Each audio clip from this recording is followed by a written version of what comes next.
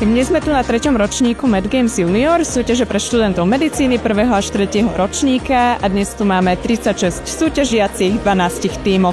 Máme tu úlohy z anatómie, histológie, biofyziky, biochémie a taktiež úlohy z prvej pomoci a troška večerné prekvapenie ešte pre súťažiacich. Pre každý ročník sa snažíme vymyslieť nejaké nové originálne úlohy, také, ktoré pokrývajú práve tie predmety z tých prvých 3 rokov štúdia, aby boli vždy zaujímavé a vždycky rozšírime o nejakú inú tému. Tým pádom medicíne vedia, ktorá téma bude a všetko sa musia naučiť alebo všetko si zopakovať. Uzlom tých Med Games a tých simulácií, ktoré robíme, je to, že my vieme dať ten klinický kontext, taký, ktorý potom príde v tých vyšších ročníkoch už do tých prvých predmetov a ukázať im, že aj biofyzika, anatómia, histológia vedia byť reálne prípady, ktoré potom v praxi využijú. Takže akoby prepojiť to, tie teoretické vedomosti s tou realitou. Ja sa z toho nesmierne teším. Ja keď vidím tu na ľudí v aule, ktorí sú odhodlaní, ktorí majú za sebou celé hodiny príprav vo voľnom čase a ktorí sa tešia na to, že budú súťažiť a nielen súťažiť, ale aj sa vzdelávať, tak naozaj ma to naplňa fantastickým pocitom.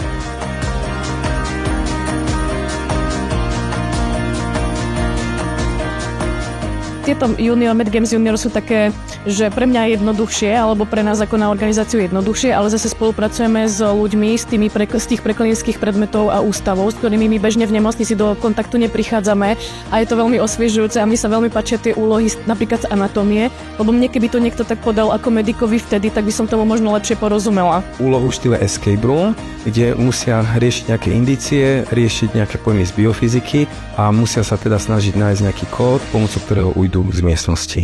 Máme veľmi talentovaného herca, ktorý nám dotvára celkovú tú atmosféru a v podstate sme ani nečakali, že to bude mať až taký veľký efekt, ako to malo. Súťažne sa to veľmi páči, hlavne sa im páči tá atmosféra, páči sa im aj tá edukačná zložka a myslím, že celkovo to teda hodnotia pozitívne, čomu sa veľmi teším. Aké sú tie prvé dámy po tejto úlohe? Bolo to stresujúce, bolo to napínavé, bolo to zábavné a to je tak všetko.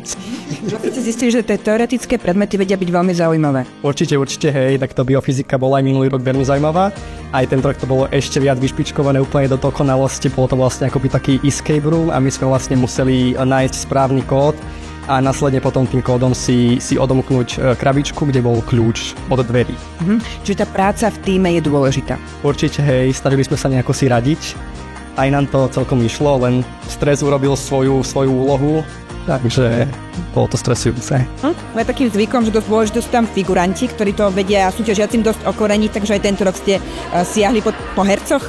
Áno, aj tento rok sme stiahli po hercoch, v podstate máme s nimi výbornú skúsenosť. Oni nám dávajú spätnú väzbu, ktorú nám študent medicíny práve nedá, pretože študent medicíny je zvyknutý na nejakú tú prácu v zdravotníctve, ako sa ho niekto chytí, keď ho vyšetruje, ale ten herec na toto zvyknutý nie je. A on nám dokáže dať nenahraditeľnú spätnú väzbu v tom, že toto bolo preňho už veľmi, toto bolo preňho už necitlivé a v takejto forme oni keď nám dajú spätnú väzbu, tak nás to veľmi posúva dopredu.